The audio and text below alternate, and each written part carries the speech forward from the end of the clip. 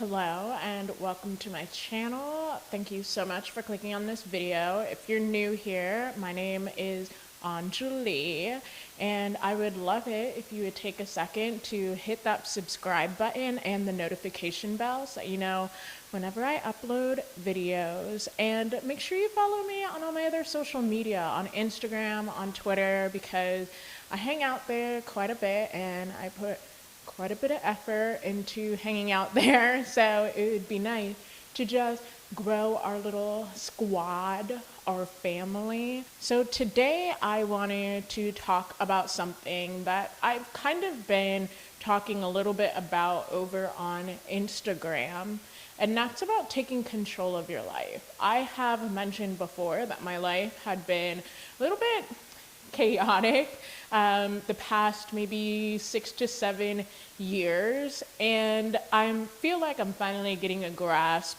on at least how to take control of the situation that is my life. And so I wanted to bestow my knowledge onto you, and if that sounds like something that you are totally into and you want to hear me talk about more topics like that I have a personal connection to, then make sure you give this video a big old thumbs up. And I guess without further ado, we're gonna get into 5 steps to take control of your life. So the first thing that is very, very important and just sometimes takes a while to get to is you need to recognize it is time for you to take control of your life. And on top of that, you have to take control of your life for you and no one else. So one of the biggest things that I personally battled with was finding excuses and reasons why this thing wasn't working out, or, like, oh, I was going to go be a drag artist, but because of this, and this, things didn't work out. Or, oh, I wanted to be great in this relationship with you, but because of this, and this, I can't commit to doing that with you. And the problem with that is it puts all the power and the control onto everything else. And the truth of the matter is you don't have control over anything else. The only thing that you have control over, and it's so hard, it's easy to hear it, but it's so hard to internalize it and live by it. The only thing you have control over is yourself. Your emotions, how you handle things, what your next move is, that is it. You don't have control over your past, but you have full control over you and how you tackle situations. And it is completely up to you to take responsibility and change your life, yourself, and for you. Not for your girlfriend, not for your boyfriend, not for your partner, not for your job, not for, your kids. These things are all changing. They always are. The only thing that you have control over is you. And if you're going to take control of your life, you need to recognize that it has to be for you. And you have to recognize that it's time. If you're not ready, it's not going to happen.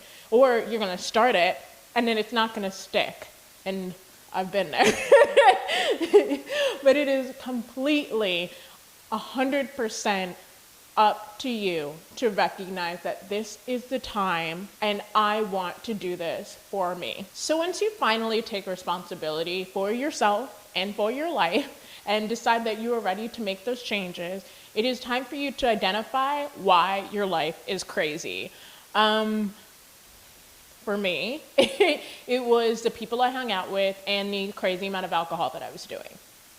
Easily. That was totally it, because when I looked back on my life and thought about when were the times that I did not like myself very much, when were the times that made me, I'd look back and go, ooh, I hate that I did that. Or when did my life start to just veer off in ways that I did not enjoy? It was always around decisions made around alcohol. It was always people I met with alcohol. It was always friends I had that I mostly hung around with alcohol. Alcohol was a big theme of my early 20s, mid-20 times. And the people that I was hanging out with, they loved alcohol too. And mind you, I also made points. I would try to make points to tell my friends like, hey, I think I'm gonna take a bit of like a sober break for a second. Like, can we do this? And then they found me boring. And that sucks. It sucks because you wanna be able to hang out with your friends, but they only know you for this part, which made them a trigger too. And so I had to identify these things, and it's hard. It is hard to identify the things that trigger you, because most of the time, the things that trigger you, they probably play some element in your fun and some element of your personality too. So it comes down to making a personality and a lifestyle change. Because once you identify your triggers, you need to cut them out. Taking control of your life is taking responsibility for the things that ultimately lead to your downfall. Cut them out. You need to tell people like, hey, listen, like, I'm trying to get my life together right now. And maybe tell them like, hey, I can't be this much for you right now, but maybe I could be that much for you later. Or we can try to find transitions in certain things. But ultimately, you are the best decider of this, and going, yeah, this is a problem, and I can't do this. And it could be anything. Your triggers could literally be anything. It could be a partner. It could be where you live. It could be your parents. Like, this is that element of taking control of yourself and taking responsibility of yourself and going, I can't blame my terrible life on alcohol anymore because I'm the one that's drinking it. So you've recognized that you need to take control. You've identified the things that make you lose control. Now it's time for you to build a routine. And the reason why building a routine is so important is because it provides some element of structure of your life to help you get baby step control over your life. Even if that means, like, I set myself up where I wake up at 7 a.m. every morning. It sucked. Honestly, it sucked at first, but I needed to feel like I was doing something. Like, my problem was I wouldn't get up until whatever time, because to be honest, I don't have like a set schedule for anything. So I would get up whenever I wanted, go to bed whenever I wanted. So my whole life was just like loopsy, lackadaisy. Like, I was just kind of floating around, doing whatever with no sense of responsibility. But by telling myself 7 a.m. is when you have to get up, all of a sudden I'm thinking, okay, well, that means at night, like, I gotta go to bed at some point. That means that I'm going to have to find stuff to do because I don't want to nap throughout the day, because that kind of defeats the purpose of getting up at 7 a.m. Like, I had to structure my life around something else as a result of setting just one element of my routine. And as you start to stack them, like, I have my 7 a.m., I either have to go for a walk or do yoga every morning. Then I have to get work done, and I have to eat. Like, I set myself up with an actual schedule, and it puts a sense of responsibility on me, and I get to feel like I am gaining control, because you feel like you're gaining control because you actually are.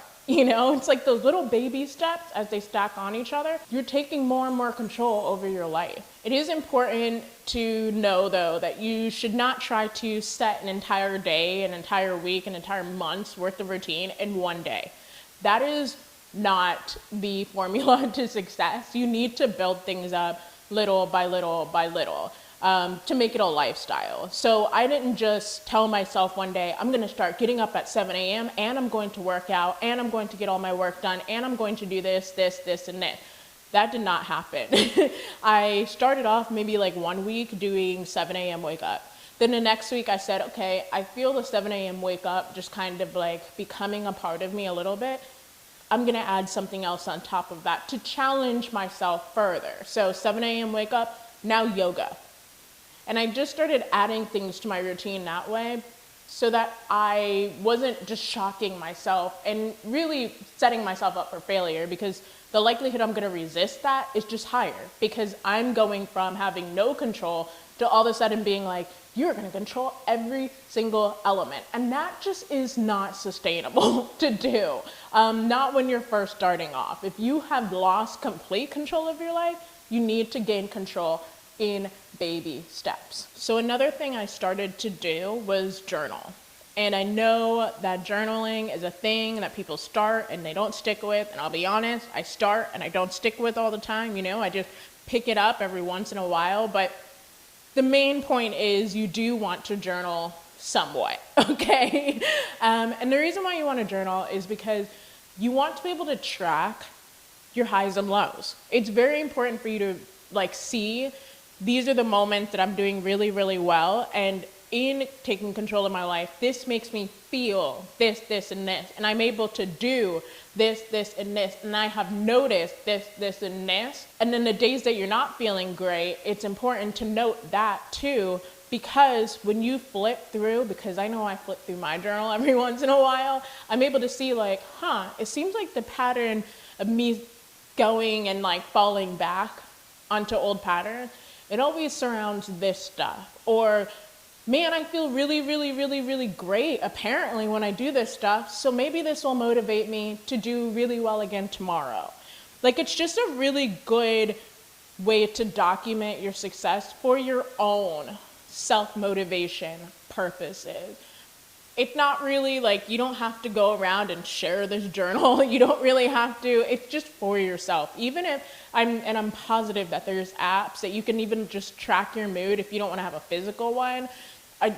Just looking at a chart and seeing, you know, the incline and the decline, that can be very, very beneficial for you to just see how on track you are, you know, how great you're doing, because I also can guarantee you're probably doing a lot better than you think you are. The mere fact that you clicked on this video is an indication that you are doing better than you thought you were, because you're already making a decision of, all right, I gotta do something now. So congrats to you.